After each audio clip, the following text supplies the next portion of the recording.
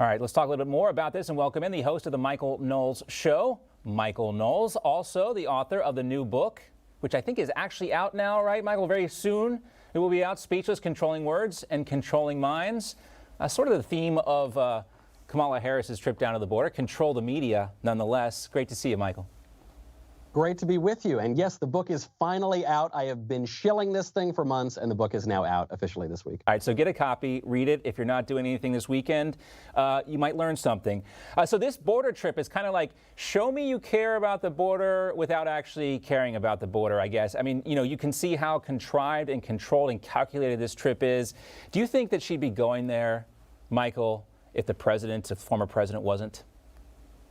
You know, I think that the president, Joe Biden, has basically picked up Kamala Harris by her coat and thrown her under the nearest bus that is driving by. When she looked at him and seemed to be staring daggers at Joe Biden, I don't think it's because of anything he said. I think it's because he's given her an impossible job. Yeah. This is a lose situation for a Democrat, because the Democrat Party and the ruling elites want the border to remain effectively open, but the majority of Americans, including a great many Democrats, really want this issue to be taken care of. 6,000 people pouring over the border every day is simply untenable. It's such an outrage and such a flouting of the rule of law. So that she's really damned if she does and damned if she doesn't, which is why I think she's assiduously attempting to avoid being actually at the border itself. There's no win, and I think Joe Biden's very happy to be staying in Washington. I mean, the question, though, is that there has to be some kind of win, or however you want to calculate it, for Democrats here, because they know this is not sustainable. I don't think Kamala Harris would be going down to the border if they thought this would just blow over someday. So they got to do something here. And the question is, what can they do? Because they seem to be in a bit of a pickle. Joe Biden on this infrastructure plan, alienating the progressives. You know, he seems to be stuck between a rock and a hard place constantly. They absolutely are stuck between a rock and a hard place. And the real difficult issue here is that the progressive base is using the language of open borders, and they, I think, ideologically are really on board with that. But the broader Democratic Party likes the open borders because they think it's going to give them a permanent electoral advantage. They believe that they're going to flood the country with foreign nationals who statistically are overwhelmingly likely to identify with the Democrat Party, and then those people will be turned into voters either through mass amnesty, which they're pushing for, or through this power grab bill in Washington that for now has been put on hold, but would have registered illegal aliens to vote. Right. They acknowledge that they're doing that because in the bill itself, it would have given illegal aliens immunity from legal prosecution if they did vote illegally. So they obviously want that, and this would hold true in their view down the generations, that even later on people would still vote for Democrats. But the majority of Americans still hate this thing, and it looks absolutely terrible. So I don't really know how they can maneuver.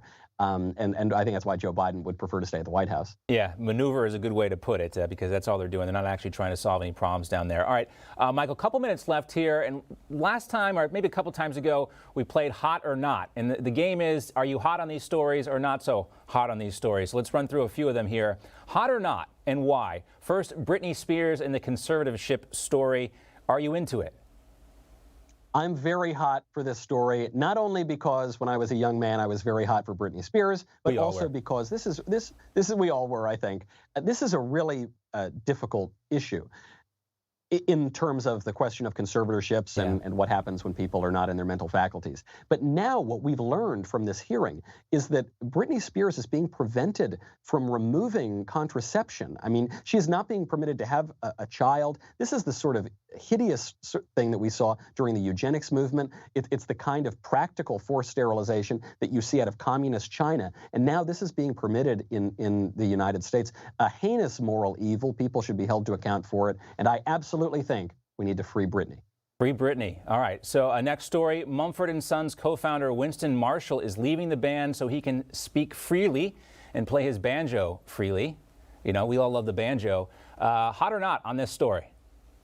I'm very hot on it. Good for him. He should have done it at the very beginning. He got in trouble because he said that he enjoyed a book by Andy Ngo. This is not a federal crime that he committed. And his bandmates pushed him out. And he tried, I think, to keep his job. And he should have recognized, like at the end of Breaking Bad, when the cop brother-in-law is lying there, and he says to Hank, he says, "You're the smartest man I know, and you don't realize that killer made up his mind to kill me 10 minutes ago." The woke mob had made up its mind to kill this guy. And so I think he's finally coming to terms with that. Do you like Mumford Sons? Are you into their music? I actually do. I don't love a ton of popular music, but I actually am a fan of Mumford Sons. So I look forward to following his solo career. Yeah. I'm sure he will have one, too. All right. Brandeis University is now warning students not to say picnic or rule of thumb because those words now are oppressive. Michael, hot or not? I am so hot on this story that I actually wrote a book about this entire phenomenon called Speechless. See what I did there? I led you right to it. I led you right to it. You did. This is not just some little distraction. Sometimes people say, who cares about the pronouns or who cares about the words? The left cares. That's why they're spending so much time, energy, and money on it. You can smuggle in whole premises by changing the language. The left is trying to redefine reality by redefining all the words, and we got to fight them every syllable. We do. All right, the new book is out now, Speechless. Get it? Michael, congratulations on the release of the book, and look forward to talking to you next time. Thanks so much. Great to be with you. All right, Michael Knowles for us. Hey, I'm Rob Finnerty. Thanks for watching. If you enjoyed this video, please join the conversation in the comments below. Don't forget to subscribe, too. Hit the bell icon to be alerted to breaking news. And remember, there's a whole lot more on Newsmax TV, America's fastest growing cable news network. Newsmax TV, we're real news for real people.